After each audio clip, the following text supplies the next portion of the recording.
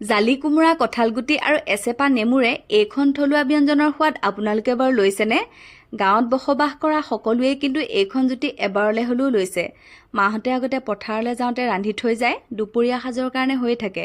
কঁঠালগুটিখিনি বাকলি গুচোৱাৰ পিছতে ওপৰৰ চুচখিনি অকণমান এৰুৱাই পানীত তিয়াই ৰাখিলোঁ।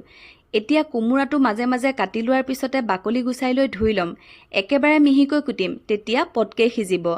আমি থলুৱা ৰন্ধনবোৰ কৰোঁতে মা মছলাবোৰ যদি মিলাই দিওঁ তেতিয়া কিন্তু বৰ জুতি লগা হৈ পৰে, মানে বিশেষকৈ ফুৰণটো আৰু। কেৰাহীত তেল গৰম কৰি লোৱাৰ পিছতে কালজিৰা সৰহকৈ থকা, পাঁচফোৰণ অকণমান দিলোঁ, 3টা শুকান জলকীয়া, এটা কুটি লোৱা পিঁয়াজ, 6-7 কোহ নহৰু আৰু দিছোঁ 10-12টামান জালুক।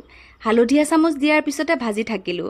ভাজি ভাজি কুটি লোৱা কোমোৰাখিনি দিয়াৰ পিছতে নিমখ এচামুচ দি আৰু অকণমান সময় ভাজিলোঁ। এতিয়া দি দিম কঁঠালগুটি এবাটি। এটা জালি কোমোৰাত মই এবাটি কঁঠালগুটি দিছোঁ। পৰিমাণবোৰো আকৌ আমি মিলাই মিলাই দিব লাগিব নহয়নে? ভাজি থাকিলোঁ। আনফালে এতিয়া মাছ দুডোখৰ ভাজি ল'ম। এইখন তৰকাৰীত কিন্তু মাছ হ'লে বহুত বেছি সোৱাদ ভৰা হৈ পৰে।